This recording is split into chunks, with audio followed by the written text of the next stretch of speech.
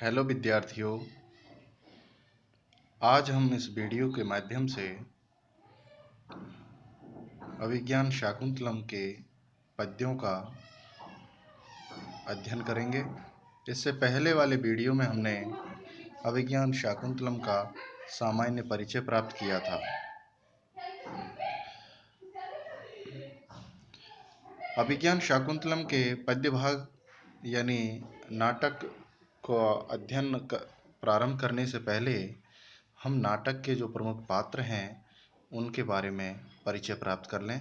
तो ये पात्र सूची है अभिज्ञान शाकुंतलम नाटक के।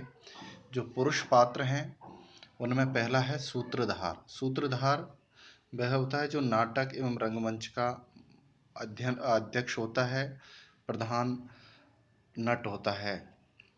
दुष्यंत दूसरा पात्र है, दुष्यंत जो हस्तिनापुर का राजा है और नाटक का नायक है। सूत्र ये दुष्यंत का सारथी है। सेनापति जिसका नाम मद्रसेन है, ये दुष्यंत का सेनापति है। विदूषक जिसका नाम माधव्य या माधव्य है, यह संस्कृत नाटकों में एक प्रचलन है कि नाटक के में जो हास्य पैदा करने वाला पात्र होता है, हंसी मजाक करने वाला, तो यह हास्यकारी राजा का मित्र है विदूषक। कर्ण ये महर्षि कर्ण शकुंतला के धर्मपिता और आश्रम के कुलपति हैं। मारीच कश्यप ये देव और दैत्यों के पिता हैं, महर्षि हैं। भरत सर्वदमन जिसका जो है ये राजा दुष्यंत का पुत्र है। सोमरात ये दुष्यंत का पुरोहित है। गालव ऋषि मारीच का शिष्य है। मातली इंद्र का सारथी है। दुर्वासा जो है ये प्रसिद्ध ऋषि है जो सहज क्रोधी स्वभाव का है। वैखानस, शारद्वत, शारंगरव, गौतम, हारित ये ऋषि कर्ण के शिष्य हैं। रैवतक जो दौबारिक है ये राजा का भृत्य यानी सेवक है। करभक ये भी राजा का भृत्य है। कंचुकी जो वातायन नाम से है तो ये भी राजा का भृत्य है। वैतालिक जो हैं वो स्तुति आदि करने वाले पाठक हैं। कौशिक विश्वामित्र ये शकुंतला के जन्मदाता हैं, पिता हैं। शालह ये राजा दुष्यंत का साला और नगर के कोतवाल के पद पर पदारूढ़ है। जयंत ये इंद्र का पुत्र है। धीवर मछली पकड़ने वाला है। इंद्र देवताओं के राजा हैं। जानुक तथा सूचक दो पुलिस वाले हैं। स्त्री पात्रों में नटी सूत्रधार की स्त्री है। शकुंतला महर्षि कर्ण की धर्मपुत्री और नाटक की नायिका है। प्रियंवदा और अनुसूया ये शकुंतला की दोनों सखियां हैं। गौतमी महर्षि कण्व के आश्रम की अध्यक्षा हैं और शकुंतला की धर्म माता भी है। अदिति मारीच की पत्नी हैं, देव माता हैं। सानुमति मेनका की सखी हैं, अप्सरा हैं। चतुरिका, मधुरिका, परिभृतिका ये राजा दुष्यंत की सेविका हैं, दासियां हैं। वेत्रवती प्रतिहारी ये द्वारपालिका है। यवनी राजा की अंगरक्षिका है। तापसी जो सुब्रता नाम से है ये मारीच आश्रम की तपस्विनी है। मेनका शकुंतला की माँ है, मेनका जो अप्सरा है। तो इस प्रकार ये प्रमुख पात्र का सामान्य परिचय हमने यहाँ पर दिया। अब हम मूल भाग पर आते हैं कि अथ महाकवि कालिदास विरचितम अभिज्ञान शाकुंतलम प्रथमो अंकः। तो प्रथम अंक में संस्कृत रचनाओं में रचना के पूर्व में मंगलाचरण के रूप में पद्य रखने की प्रथा रही है। मंगलाचरण कार्य की निर्विघ्न पूर्ति के लिए प्रत्येक कवि या लेखक अपनी रचना से पूर्व अपने आराध्य देव की स्तुति के निमित्त एक पद्य या एक से अधिक पद्य की रचना करते हैं काव्य रचना के पूर्व में, ताकि उनका कार्य निर्विघ्न पूर्ण हो सके। तो यहाँ पर महाकवि कालिदास के द्वारा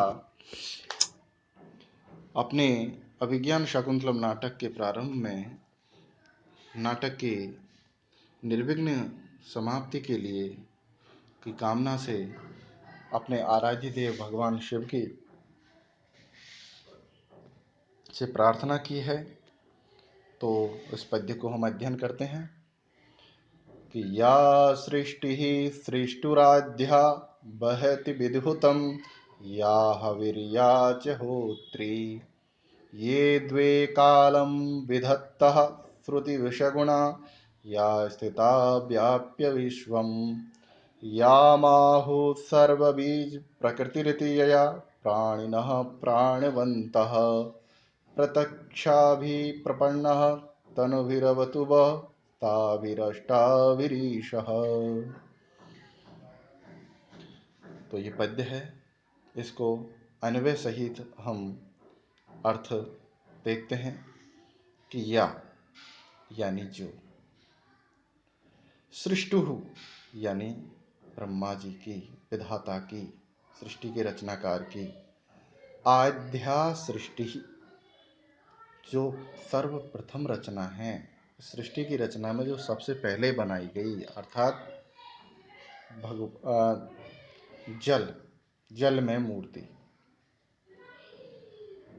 या यानी जो, विधिहुतम विधि पूर्वक हवन की गई, हवि यानी अग्नि, हवन सामग्री को वहती ले जाते हैं। जो विधि पूर्वक अग्नि में हवन की गई सामग्री को संबंधित देवता के पास ले जाते हैं, ऐसे अग्निदेव, अग्नि रूपी मूर्ति। और याच होत्री, और जो यजमान है, स्वरूप है, ऐसे यजमान रूपी मूर्ति। ये यानी जो,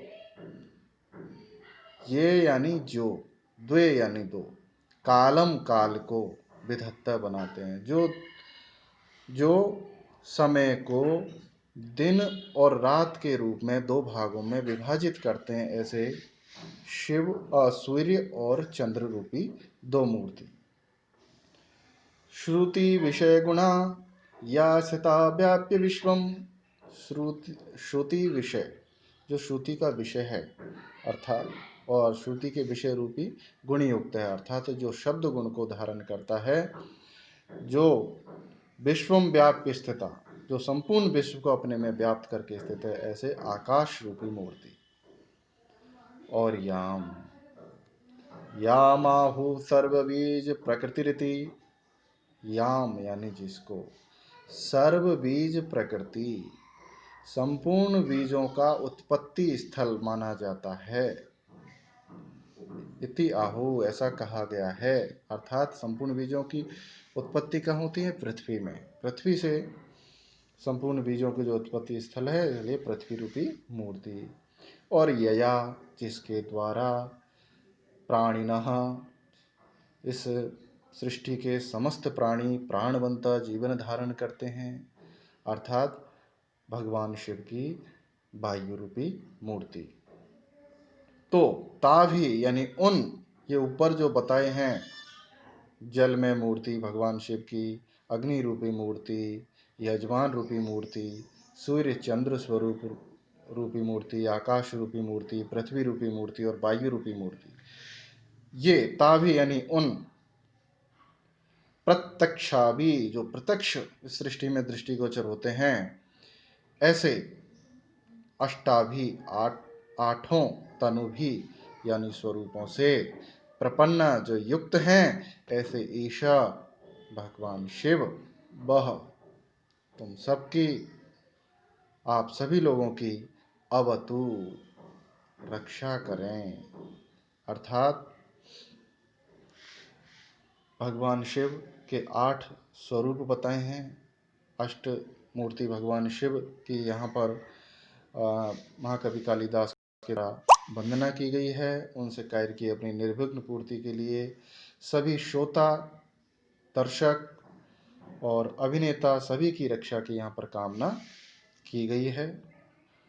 तो ये पद्य है, ये इसमें श्रद्धरा छंद है, भगवान शिव की आराधना निमित्त यहाँ पर मंगलाचरण कवि के द्वारा प्रस्तुत किया गया है।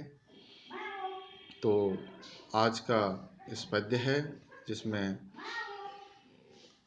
जिसका अध्ययन हमें और भी विस्तृत रूप से अपने स्वयं की पुस्तकों से हमें करना चाहिए। अब जब नटी सूत्रधार से कहती है कि आप आज अपना अभिनय प्रस्तुत कीजिए, तो सूत्रधार उनसे कहते हैं कि मैं कुछ बेचैन हूँ, मेरे अंदर कुछ घबराहट सी हो रही है। क्यों?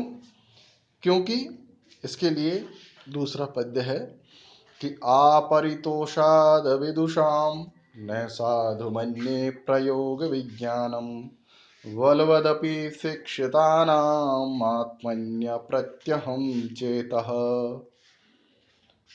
विदुषाम यानी विद्वानों के, अपरितोषाद संतुष्ट होने तक,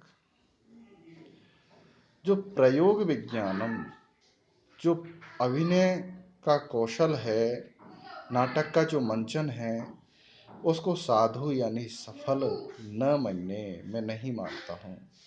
क्यों नहीं मानता हूँ? क्योंकि शिक्षितानाम, शिक्षितों का जो चेतः यानी जो मन है, आत्मनि अपने आप में, अपने विषय में, अप्रत्यहम अविश्वास युक्त होता है। अर्थात किसी नाटक के सफलता और असफलता दर्शकों की प्रतिक्रिया पर निर्भर करती है कि आज हम जो नाटक का मंचन करने जा रहे हैं, दर्शक यदि खुश होते हैं, उनके मन में प्रसन्नता होती है, वो तारीफ करते हैं, तभी हम अपने नाटक को सफल मानते हैं। इस प्रकार ऊपर की कही हुई बात का नीचे के सामान्य कथन के द्वारा इसका समर्थन किया गया है, इसलिए यहाँ पर अर्थांतरन्यास अलंकार है। तो हमें इसका और गहराई से अध्ययन करना चाहिए। अगले वीडियो में हम क्रमशः अगले पद्यों का अध्ययन करेंगे। धन्यवाद।